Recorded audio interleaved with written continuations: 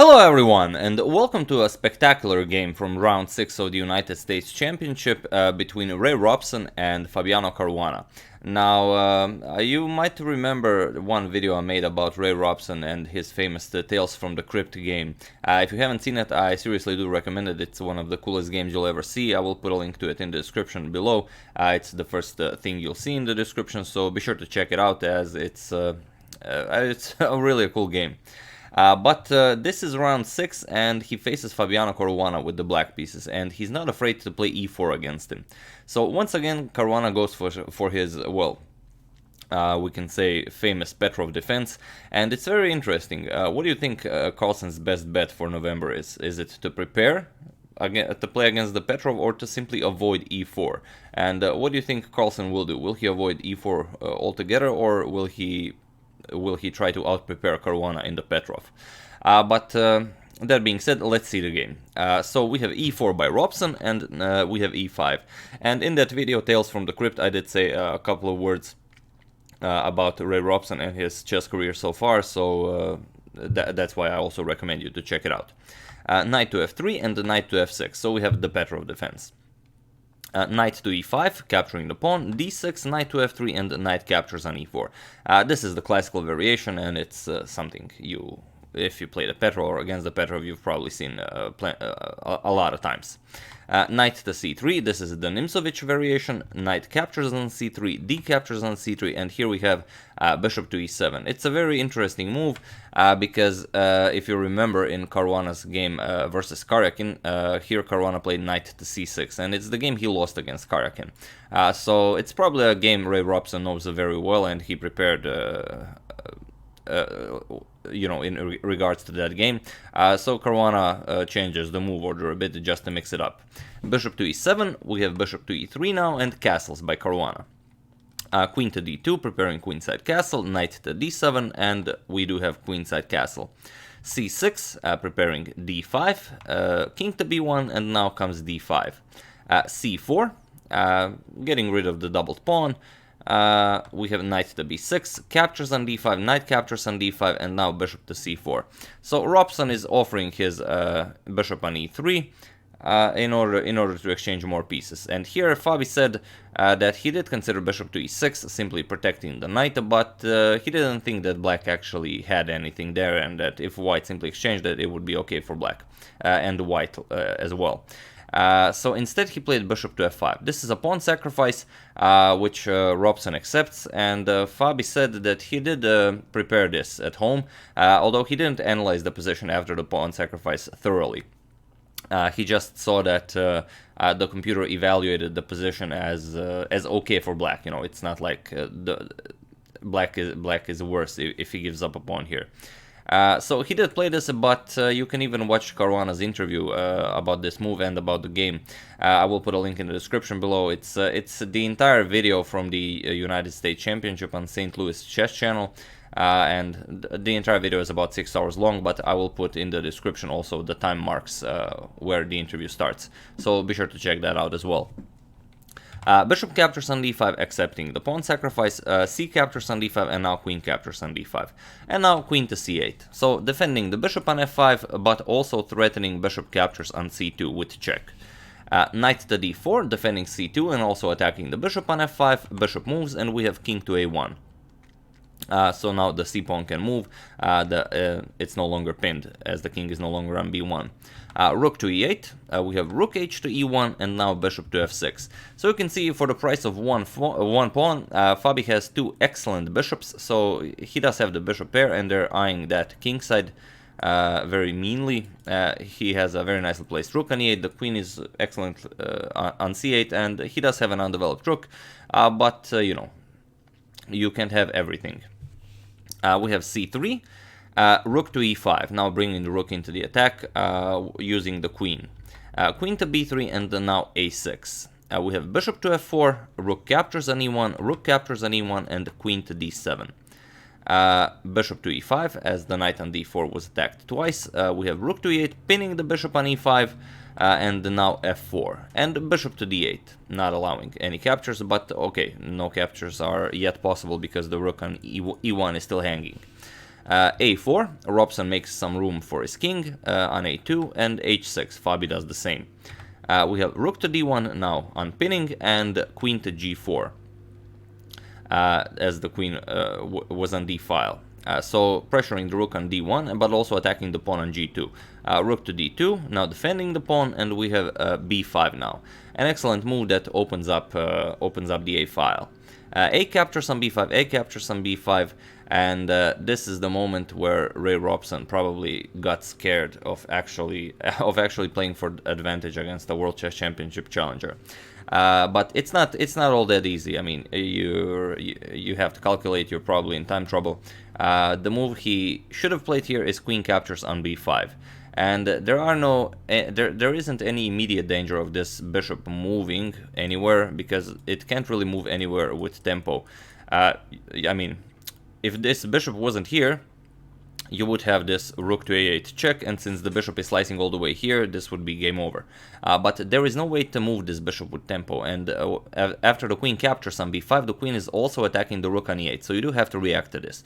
So probably after f6, attacking the bishop, but also defending the rook on e8, bishop has to move, bishop to d6, and this bishop to d6 is probably the move Robson missed when considering queen captures on b5, because now even if this bishop moves, you always have this retreat with bishop to a3. For example, bishop to e7, now threatening rook a8, but you simply play rook e2, and now after rook a8 check, bishop to a3. And now the problem is, after bishop captures on a3, you have queen to d5 check. So maybe even if he saw that bishop to d6 idea, maybe he missed queen d5 check. Now after king moves, simply capture, and now white is winning. But okay, he didn't go for queen captures on b5, he played queen to d1, offered a trade of queens, but now Fabi goes back, queen d7, and now Fabi does have time to reorganize his forces.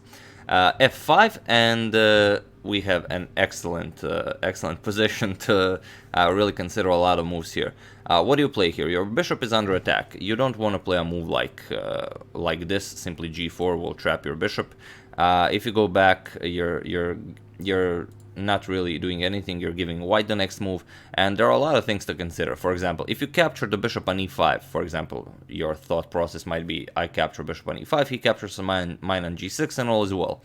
Well, not really. If rook captures, pawn captures, now you don't have the option of capturing back on g6. If you capture, you get knight to f3. Now your rook is attacked, and also your queen is attacked on d7. And after queen a7 check, king b1, now your rook is still attacked on e5, and the bishop is attacked on d8. And there is no move that prevents both of these threats. So after, let's say, bishop g5, you simply capture the rook, bishop captures, queen captures, and at the end of this little skirmish, black is down a piece, and of course losing the game. So after f5, Fabi found the best move that there is on the board. He played bishop to g5, and now it's apparent that because this bishop is under attack on e5, that such a move is possible. Now, if you play, for example, pawn captures on g6, you get bishop captures on d2. And after queen captures, you get rook captures on e5, and after g captures, queen captures, black is up the exchange and most likely winning this game. So after bishop to g5, Robson played rook to d3, and now comes bishop captures on f5. A rook to a8 check was also possible, but after king b1 you would play bishop captures on f5 all the same.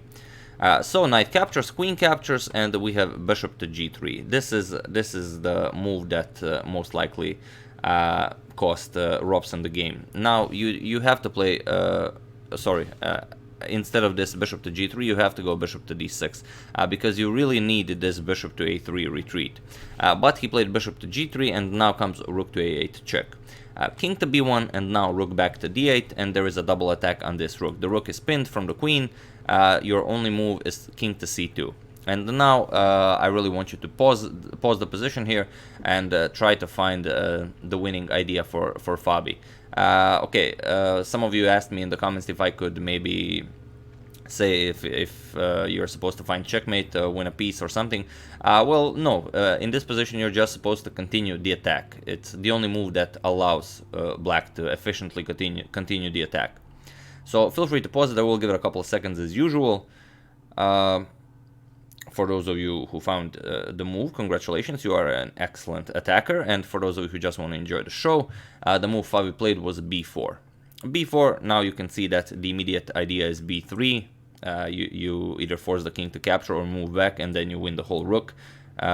So you do have to react to this. C captures on B4 was played in the game, but it doesn't help if you play something like B3 with ideas of not opening up the C file, because now comes rook to A8 with plans of rushing down the second rank.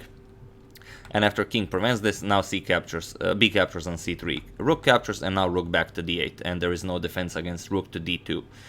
Queen has to move, and then rook to D2 check comes, rook blocks, and then bishop to F6 check. King to C1, and now simply move the rook and prepare queen to F1, and this will be checkmate after bishop blocks and queen captures.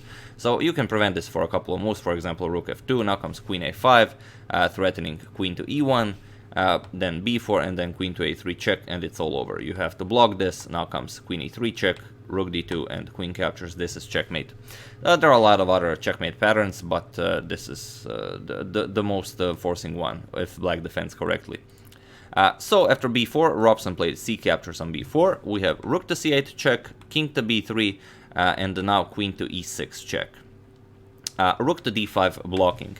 If you try running away with the king, for example, king to A4, you're getting checkmated. Rook A8 check, king B5, queen A6 check, king C5, now comes rook C8 check, king to D4, rook C4 check, king E5, and queen to E6. This was all forced, and this is checkmate. So, after queen to E6 check, Robson tried to block, rook to D5. Here we have rook to D8 pinning, king to C4, and now comes queen to C6 check. And it was in this position that Robson resigned the game.